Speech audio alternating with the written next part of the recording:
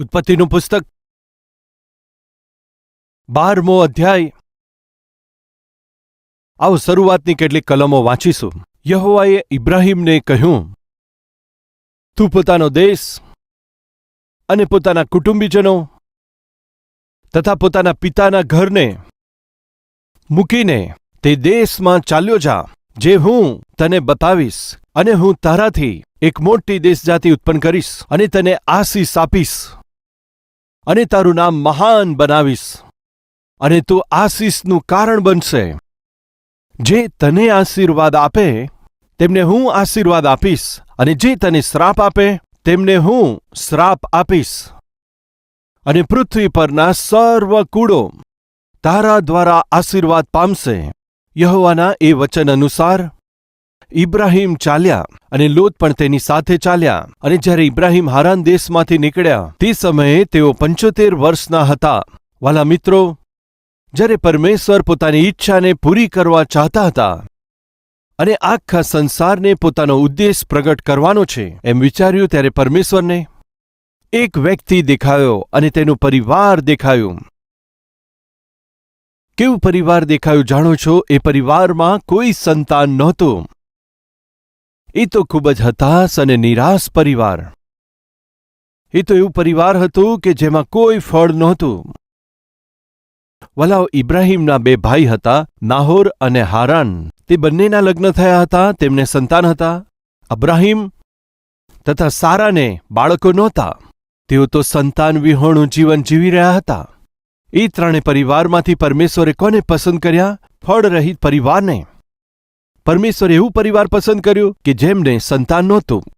પરમેશ્વરે આ પ્રમાણે પરિવારને પસંદ કર્યું કે જે હતાશ તથા નિરાશ હતું. આજે આપણી મધ્યે શું કોઈ એવું છે કે જેઓ હતાશ તથા નિરાશ થઈને જીવતા હોય અને શાંતિ રહિતનું જીવન જીવતા હોય અને કહી રહ્યા હોય, મારી આસપાસના લોકોનું જીવન સારું છે, ખબર નહીં કે મારું જ જીવન બોજ બન્યું છે, દુઃખોથી ભરાઈ ગયું છે. એમ વિચાર કરીને જો તમે નિરાશામાં છો તો તમારે માટે એક ખુશખબરી છે. મારા પરમેશ્વરની આંખો કેવળ તમારા ઉપર છે. તેઓ તો તૂટેલા જીવનોને અને દુઃખી તેવા જીવનોને પોતાના હાથોમાં લઈને તેમને આશીર્વાદ આપીને બીજાઓને માટે આશીર્વાદ સમાન બનાવનાર તે પરમેશ્વર છે. એ મારા પ્રભુ યીશુ ખ્રિસ્ત. તેનું સાક્ષી છે આ ઇબ્રાહીમનું જીવન. હે ઇબ્રાહીમ, તું પોતાના દેશમાંથી, પોતાના સગામાંથી, પોતાના પિતાના ઘરમાંથી તું અલગ થઈને હું તને જે દેશ બતાવવાનો છું ત્યાં જા. તું પોતાને તેમાંથી અલગ કરી દે. પોતાના લોકોમાંથી, પોતાના દેશમાંથી, પોતાની ટેવોમાંથી અલગ થવાનું છે. વલાઓ, આજે આપણે 3 વિષયો જોવાના છે. શું તમે જાણો છો? The whole creation began with separation. જ્યારે પરમેશ્વરે આખી સૃષ્ટિને બનાવી અલગ કરવામાં આવ્યા, આ પ્રક્રિયા સાથે જ કર્યા. પરમેશ્વરે એમ કહ્યું, અજવાળું થાઓ, અને તે જોઈને તેમણે કહ્યું, તે સારું છે. અજવાળાને તથા અંધારાને પરમેશ્વરે શું કહ્યું? અલગ કર્યા. અજવાળાને તથા અંધારાને અલગ કરવામાં આવ્યા. ત્યાર પછી જ પરમેશ્વર પોતાના મનમાં રહેલા ઉત્તમ ઉદ્દેશને, ઈચ્છાને અને યોજનાને પૂરી કરી. બાઇબલ જણાવે છે, ઉત્પત્તિનું પુસ્તક તેનો 1 અધ્યાય 1 કલમ, આદિએ પરમેશ્વરે આકાશ તથા પૃથ્વીની રચના કરી. અસ્તવ્યસ્ત અને ખાલી હતી, અને જળનિધિ ઉપર તો અંધારું હતું. ત્યારે યહોવાનો આત્મા પાણી ઉપર હાલવા લાગ્યો. જ્યારે પરમેશ્વરે કહ્યું કે અજવાળું થાવ, ત્યારે અજવાળું થયું. અને પરમેશ્વરે અજવાળું જોઈને કહ્યું કે તે સારું છે. અને પરમેશ્વરે અજવાળાને અંધારાથી અલગ કર્યા. શું લખ્યું છે? અલગ કરવામાં આવ્યા. પરમેશ્વરે જ્યારે અદ્ભુત સૃષ્ટિની રચના કરવી છે એમ વિચાર કર્યો. તેમના મનની અંદર, હૃદયમાં આ સંસાર પ્રત્યેક અદ્ભુત યોજના હતી. તે સમયે ફ્રેન્ડ્સ, પરમેશ્વરે આ સૃષ્ટિની રચના કરતા પહેલા શું કર્યું જાણો છો? અજવાળાને અને અંધારાને અલગ કર્યા. વાલાઓ, તે આપણને એક અદ્ભુત પાઠ શીખવે છે. કેટલા લોકો કહી શકે છે કે પરમેશ્વરને મારા પ્રત્યે ઉત્તમ યુક્તિ, ઉત્તમ વિચાર, ઉત્તમ યોજનાઓ, વિચારો છે, નિશ્ચિત રૂપે ભલા છે. કહેનારા હાથ બતાવશો. રાઈટ ફ્રેન્ડ્સ, જો ખરેખર તમે એમ માનો છો તો એ સચ્ચાઈ જાણવાની છે કે પરમેશ્વરે આ સૃષ્ટિને જે તેમના હૃદયમાં હતું, જે તેમના મનમાં હતું, તેને ક્યારે બનાવવાનું શરૂ કર્યું જાણો છો? અંધકારને અલગ કર્યા પછી તમારા પ્રત્યે પરમેશ્વરની ઉત્તમ યોજનાઓ છે. એ પ્રમાણે જો હાથ બતાવો છો તો પછી એ પરમેશ્વરની ઉત્તમ યોજનાઓ, ઉત્તમ વિચારો તથા ઉત્તમ ઉદ્દેશ્યને તમારા જીવનમાં પૂર્ણ થાય એમ જોવા ચાહો છો તો સૌથી પહેલા તમારા જીવનમાં એક કાર્ય થવું જોઈએ. તે શું છે? તમારા જીવનમાંથી અંધકાર તે અલગ થવો જોઈએ. વલાવ, તે શું તમે જાણો છો? અંધકાર શાનું પ્રતીક છે? પાપનું પ્રતીક છે. અજવાળું શાનું પ્રતીક છે? પવિત્રતાનું પ્રતીક છે. પરમેશ્વરે મારા પ્રત્યે ઉત્તમ ઉદ્દેશ્યને, ઉત્તમ યોજનાઓને રાખી છે. પોતાની ઉત્તમ યોજનાને મારા જીવનમાં પૂરી કરવા માંગે છે એમ હું વિશ્વાસ કરું છું. તો મારે શું કરવું જોઈએ? મારા પરમેશ્વર જે મારા જીવનમાં ચાહે છે તે પૂરું થવા માટે સૌથી પહેલું કામ શું કરવું જોઈએ? તે પરમેશ્વરની ઈચ્છા અને પરમેશ્વરની યોજનાની વિરુદ્ધમાં રૂકાવટ અને દિવાલ બનનાર દરેક પાપને મારે શું કરવું જોઈએ? શું કરવાનું છે? અલગ કરવાનું છે. વલાઓ, એક વાત સાંભળો. તમે તમારા સંતાનોને ખૂબ પ્રેમ કરો છો, એમાં કોઈ સંદેહ નથી. માની લો તમે તૈયાર થઈને ઓફિસ જઈ રહ્યા છો. એ જ સમયે માટીમાં રમતો તમારો દીકરો દોડતો આવીને પિતાજી એમ બોલીને તમને ઉંચકાવવા માટે કહેશે. શું કરશો? ગંદા કપડાની સાથે પિતાજી, મમ્મી એમ બોલીને ગળે લગાવવા માંગે છે. બતાવો, તે સમયે તમે શું કરશો? દીકરા, થોડું રોકાઈ જા. આ શું પિતાજી? તમે તો મને ખૂબ પ્રેમ કરો છો ને, મને જીવથી પણ વધારે પ્રેમ કરો છો ને. શા માટે મને ગોદીમાં નથી લેતા? શા માટે મને ઉચકતા નથી? મને પાસે આવવા નથી દેતા? કહેવાથી પિતા તરીકે તમે શું કહો છો? હું તને ખૂબ પ્રેમ કરું છું. ચોક્કસ તને પ્રેમ કરું છું, પરંતુ તારા મેલા વસ્ત્રોને લીધે હું તને ગોદમાં ઉઠાવી શકતો નથી. વલાવ, તમારા દીકરાને ઉચકવો હોય તો શું કરશો? દીકરાને કહેશો, પહેલા તું જઈને સ્નાન કરી આવ, ચોખ્ખા કપડાં પહેરીને આવ. પિતાના રૂપમાં મારો પ્રેમ તારા પ્રત્યે કેટલો છે હું ચોક્કસ તને બતાવીશ. પરંતુ તારામાં જે કંઈ ગંદકી છે મારા પ્રેમને પામવા દેતી નથી, એમ કહેશો કે નહીં? નિશ્ચય પરમેશ્વરને તમારા પ્રત્યે પ્રેમ છે, ઉત્તમ યોજના છે. પરંતુ તે પ્રેમ અને યોજનાનો તમારે અનુભવ કરવો હોય તો જે અનુભવ કરવા દેતી નથી એ ગંદકીને તમારાથી દૂર કરવાની છે. એ ગંદકી શું છે? તે મૂર્ખતા શું છે? તે મલિનતા શું છે? તમે જાણો છો, પરમેશ્વર કહી રહ્યા છે પોતાના જીવનમાંથી તેને અલગ કરી નાખો. તે ગંદકીમાં અને મલિનતામાં જ્યાં સુધી જીવશો હું કશું ના કરી શકું. મારો હાથ એટલો નાનો થઈ ગયો નથી કે હું તમારો ઉદ્ધાર ના કરી શકું. વળી મારા કાન એટલા બહેરા નથી કે હું સાંભળી ના શકું. પરંતુ તમારા પાપે જ મારા અને તમારી વચ્ચે એક દિવાલ તરીકે રૂકાવટ બનેલા છે. એટલા માટે ઉદ્ધાર નથી કરી શકતો. એટલે તમારું રડવું સાંભળીને પણ હું કશું કરી શકતો નથી. વાલા, આજે આપણામાં ઘણા લોકો શા માટે મારા પરમેશ્વર ઉત્તર નથી આપતા? કેમ મારા પરમેશ્વર મારા કષ્ટોને દૂર નથી કરતા? કેમ મારા પરમેશ્વર મારા આંસુ લૂછતા નથી? આ રીતે વિવાદ કરે છે, તેઓ રડી રહ્યા છે. આવો જોઈએ યશાયાનું પુસ્તક, તેનો 59મો અધ્યાય, તેની પહેલી કલમથી વાંચીશું. સાંભળો, યહોવાનો હાથ એટલો ટૂંકો થઈ ગયો નથી કે તે ઉદ્ધાર ના કરી શકે, ના તેના કાન એવા મંદ થઈ ગયા છે કે સાંભળી ના શકે. પરંતુ તમારા અન્યાયના કામોએ તમને તમારા પરમેશ્વરથી દૂર કરી દીધા છે અને તમારા પાપોને લીધે તેમનું મુખ તમારાથી એટલું વિમુખ થઈ ગયું છે કે તમારું સાંભળે નહીં. પ્રભુ મારી પ્રાર્થના કેમ નથી સાંભળતા? પ્રભુ મારા સંકટોને દૂર કેમ નથી કરતા? પ્રભુ તમે મને કેમ સાજાપણું નથી આપતા? પ્રભુ કેમ મને નોકરી નથી આપતા? પ્રભુ અમને સંતાન કેમ નથી આપતા? કેટલી વાર પ્રશ્ન કર્યા હશે. તે પ્રશ્નનો જવાબ નથી મળતો તેનું કારણ બની શકે છે પરમેશ્વર અને તમારી વચ્ચે કોઈને કોઈ પાપ અથવા કોઈને કોઈ કુટેવ અથવા કોઈને કોઈ દોષ આવે છે. કદાચ એટલે તમે ઉત્તર નથી પામી શકતા. એકવાર વિચાર કરો તો સારું રહેશે. વલાવ પરમેશ્વરે કહ્યું, ઇબ્રાહીમ, હું તને સફળ બનાવીશ.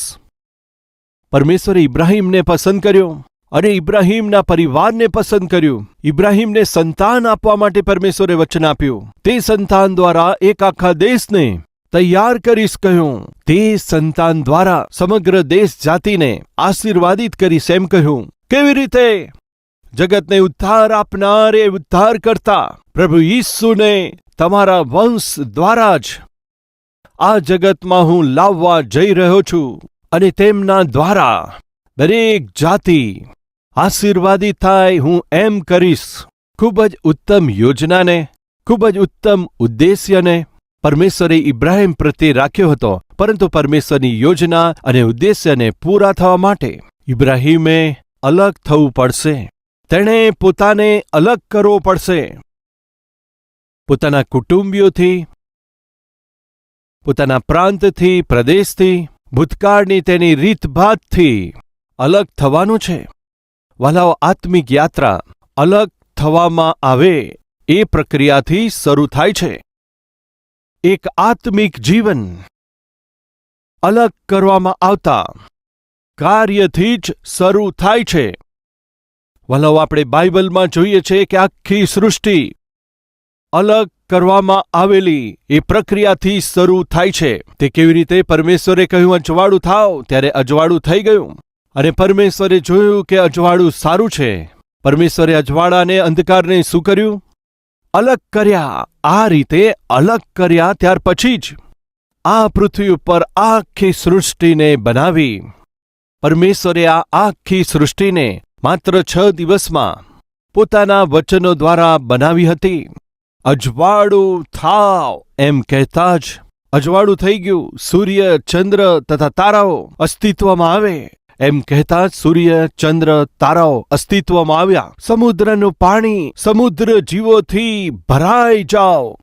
દરેક પ્રકારના ફળદાયક વૃક્ષો થવા પામે. આ રીતે પરમેશ્વરના કહેવાથી આ ધરતી ઉપર વૃક્ષો અને છોડવાઓ ઉગી નીકળ્યા. જીવજંતુ ઉત્પન્ન થયા. પાણીમાં રહેનારા એ જીવો ઉત્પન્ન થયા. આ અદ્ભુત સંસારને પરમેશ્વરે પોતાના વચન અનુસાર રચ્યું. 6 દિવસમાં બનાવ્યું હતું. પરંતુ સાંભળો, મનુષ્યને તો વચનથી સૃષ્ટિ ના કરી, પરંતુ મનુષ્ય પ્રત્યેના તેમના પ્રેમને લીધે પરમેશ્વરે મનુષ્યને પોતાના સ્વરૂપમાં અને પોતાની સમાનતામાં પોતાના હાથો વડે બનાવ્યા. કેટલું અદ્ભુત છે! જ્યારે પરમેશ્વરે મનુષ્યને બનાવ્યા, તેમનામાં એક વિચાર હતા. તે શું હતા? વલા, ઉદાહરણ તરીકે જ્યારે તમારે ઘર બનાવવું હોય, આ રીતે વિચારો છો ત્યારે શું કરો છો? સૌથી પહેલા એક પ્લાનિંગ કરો છો, એક નકશો બનાવો છો. આ લિવિંગ રૂમ હશે, આ બેડરૂમ હશે, આ માસ્ટર બેડરૂમ હશે, આ ચિલ્ડ્રન બેડરૂમ થશે. અહીંયા મારા બાળકો રહેશે, અહીંયા આગળ હું રહીશ, અહીંયા મારી પત્ની રહેશે, અહીંયા ફ્રીજ રાખવાનું છે, અહીંયા સોફા રાખવાનો છે. જો પેરેન્ટ્સ છે તો માતા પિતાએ આ રૂમમાં રહેવાનું છે.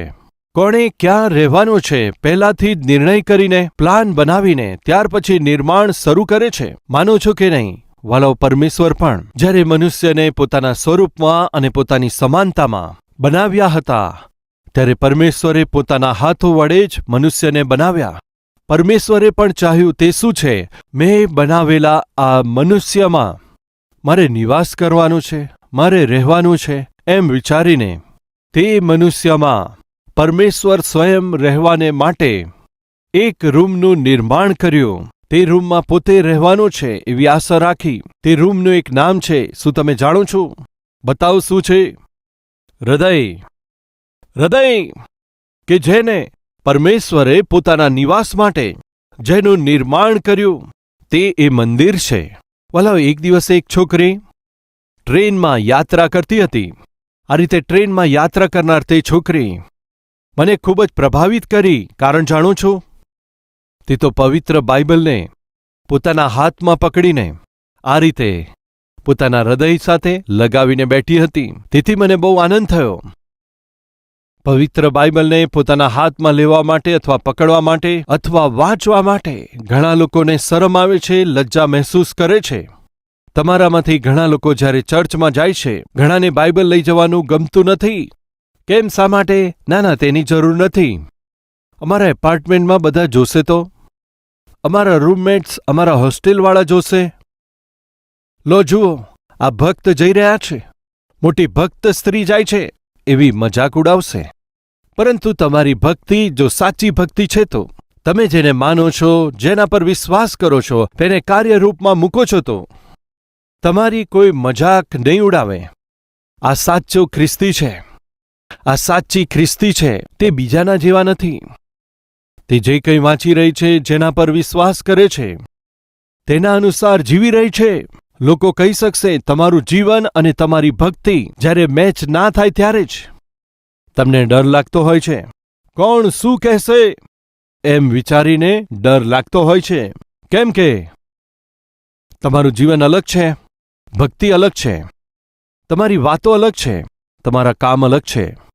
અલગ અલગ જીવન જીવી રહ્યા છો. એટલા માટે તે લોકો જોઈને, આહા, આ કેવું રૂપ છે! પાપમય કાર્યો કરે છે, રવિવારે ચર્ચમાં જાય છે, ક્યાં કેવું ના કહી દે એમ વિચારીને બાઇબલ લાવવામાં પણ સંકોચ કરતા શું નથી હોતા? ચોક્કસ હોય છે. જો એવા વ્યક્તિ તમે છો તો તમારી આત્મિકતા ઠીક નથી.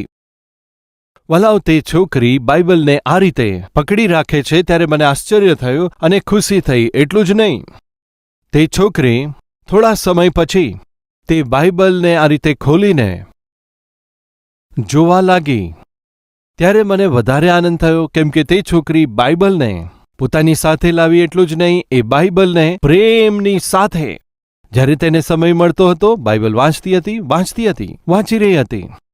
બાઇબલ વાંચતી હતી, પછી બંધ કરતી હતી, પછી પોતાના હૃદયને લગાવતી હતી. આ બધું જોઈને હું ખૂબ જ ખુશ થયો.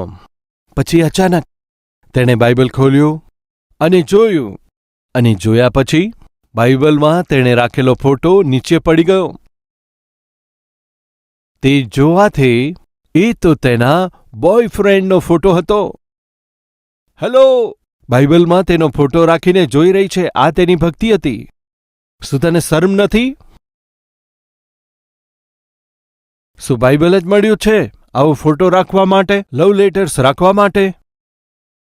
કેવી દુર્ભાગ્યની સ્થિતિ છે વાલાઓ! કેવું બેશરમીનું જીવન છે વાલાઓ! વાલા ભાઈઓ ને બહેનો, સાંભળી રહ્યા છો? જો તમે પરમેશ્વરને પ્રેમ કરો છો તો તમારે શું કરવાનું છે જાણો છો? તમારા હૃદયમાં જે પરમેશ્વરે રહેવાનું છે, માત્ર એ જ પરમેશ્વરને માટે સ્થાન આપવાનું છે. તે છોકરી બાઇબલ લઈને આ રીતે હૃદય પાસે રાખતી હતી ત્યારે મેં વિચાર્યું કે હૃદયમાં ઈસુને રાખ્યા છે, પરંતુ ના વાલાઓ, તેના જીવન સાથે રમત કરનારને રાખ્યો છે. આજે ઘણા લોકો પોતાના હૃદયમાં પરમેશ્વરને સ્થાન ના આપીને સવારમાં કોઈકને સ્થાન આપે છે, સાંજે બીજાને સ્થાન આપે છે, રાત્રે બીજાને સ્થાન આપે છે, લગ્ન પહેલા કોઈ બીજાને સ્થાન આપે છે, લગ્ન થયા પછી બીજી કોઈ સ્ત્રીને સ્થાન આપી રહ્યા છે. આ રીતે અલગ અલગ લોકોને પોતાના હૃદયમાં સ્થાન આપનારા શું નથી હોતા? કેવા લોકોને આપો છો તમારા હૃદયની અંદર સ્થાન? તમારા જીવન સાથે રમનારાને, તમારી જિંદગી સાથે રમનારાને, તમારા શરીર સાથે રમનારાને, જે તમારો નાશ કરી દે તેને તમારા જીવનમાં, તમારા હૃદયમાં સ્થાન આપો છો. પરંતુ જે તમારા જીવનને બદલી શકે છે અને તમારા જીવનને સુંદર ભવિષ્યથી ભરપૂર કરનારા તમારા સૃષ્ટિકર્તાને સ્થાન નથી આપી રહ્યા. આપી હોત તો કેટલું સારું. વાલાઓ, પરમેશ્વરે જ્યારે મનુષ્યની સૃષ્ટિ કરી, મનુષ્યમાં નિવાસ કરવો છે એમ વિચારીને હૃદયરૂપી નિવાસ સ્થાનનું નિર્માણ કર્યું તો આ પાપી મનુષ્યએ શું કર્યું તમે જાણો છો? અનાજ્ઞાકારિતાને, અંધકારને, અપવિત્રતાને પોતાના દિલમાં, પોતાના હૃદયમાં લાવી દીધું. કેમ કે અંધારું ને અજવાળું સાથે નથી રહી શકતા. એ જ પ્રમાણે પવિત્ર પરમેશ્વર પાપથી ભરેલા હૃદયમાં નથી રહી શકતા. એટલા માટે વાલાઓ, જ્યારે આદમ અને હવા પોતાના હૃદયમાં પરમેશ્વરને સ્થાન ન આપીને શૈતાનને, પાપને સ્થાન આપવાથી તેમણે પોતાના જ હાથોથી પોતાના હૃદયરૂપી પરમેશ્વરના નિવાસ સ્થાનમાં પાપને અને શૈતાનને અને અપવિત્રતાને જ્યારે લઈ આવ્યા ત્યારે તેઓ પોતાના જ હાથોએ પરમેશ્વરે તેમને બહાર કાઢી મૂક્યા. તે દિવસથી લઈને આ દિન સુધી મનુષ્ય ઘણા બધા દુઃખો ઉઠાવી રહ્યા છે, કેમ કે આગેવાની આપનાર પરમેશ્વરને પોતાના હૃદયમાં સ્થાન ના આપીને, પાપને સ્થાન આપીને, ગંદકીને સ્થાન આપીને, પરિણામે અશાંતિ અને ભયની સાથે આનંદ વગર દુઃખ ઉઠાવી રહ્યા છે.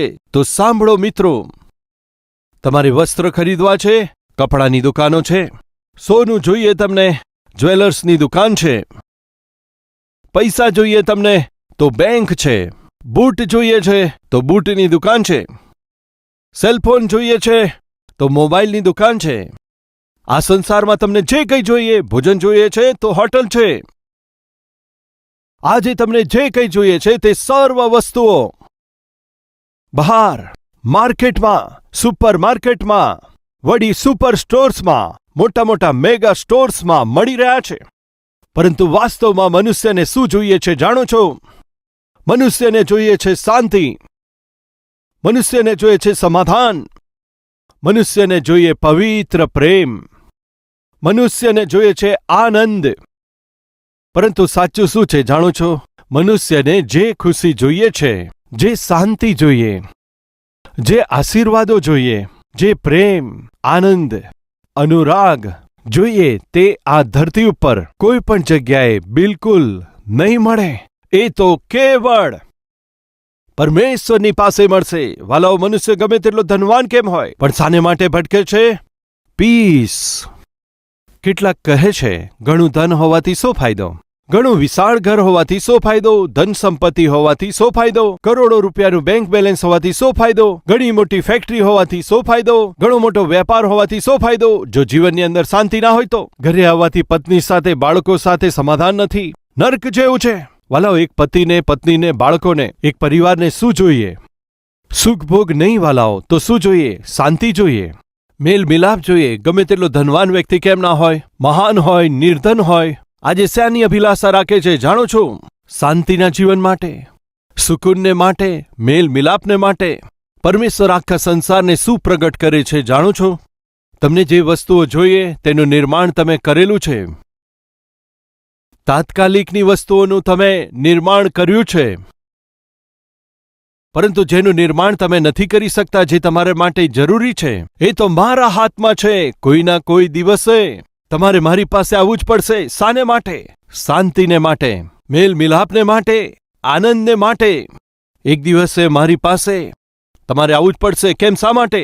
એ શાંતિને માટે. જો પરમેશ્વરે સુપરમાર્કેટમાં તેને પણ ઉપલબ્ધ બનાવ્યું હોત, મનુષ્ય ક્યારનાય પરમેશ્વરને છોડી દીધા હોત. એટલા માટે જ મનુષ્યને માટે જે અતિ આવશ્યક છે, શાંતિ, સમાધાન, પ્રેમ અને આનંદ, માત્ર પરમેશ્વરની પાસે જ મળશે. પ્રિય બહેનો, પ્રિય ભાઈઓ, કૃપા કરી સાંભળો. આજે જે શાંતિ તમને જોઈએ છે ક્યાંથી મળશે એમ વિચારીને તમે દોડી રહ્યા છો. પ્રેમ, મોહબ્બત ક્યાંથી મળશે એમ વિચારીને તે છોકરીની પાછળ તમે દોડ લગાવી રહ્યા છો. પરંતુ એક વાત સત્ય છે, તમને જે ખુશી જોઈએ છે, જે આનંદ અને પ્રેમ જોઈએ છે, જે તમને ભરોસો ઉપજાવીને દગો કરે છે, તેમની પાસે નહીં મળે. જેમણે જીવથી વધારે તમને પ્રેમ કરીને પોતાના પ્રાણો આપ્યા, એ તો કેવળ મારા પ્રભુ ઈસુ ખ્રિસ્તની પાસે જ મળશે. એ સત્ય છે, વાસ્તવિકતા છે. હા કહેનારા મારી સાથે મળીને પ્રાર્થના કરશો? આવો પ્રાર્થના કરીએ.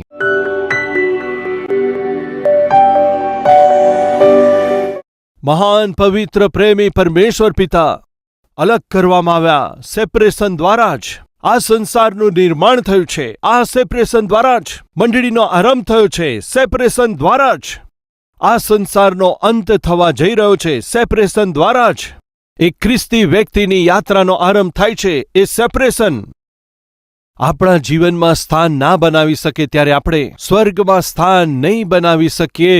એ વાત સત્ય છે. આ સચ્ચાઈને, આ સત્યને જાણીને હજારો તમારા બાળકો પ્રભુ પોતાના હાથોને બતાવતા, પિતા, આ પૃથ્વી પરથી જ મને તમે અલગ કરો. પાપમાંથી, પાપમય કાર્યોમાંથી, પાપમય લોકોમાંથી, પાપમય આદતોમાંથી, પાપમય સ્થાનોમાંથી અમને અલગ કરો પિતા.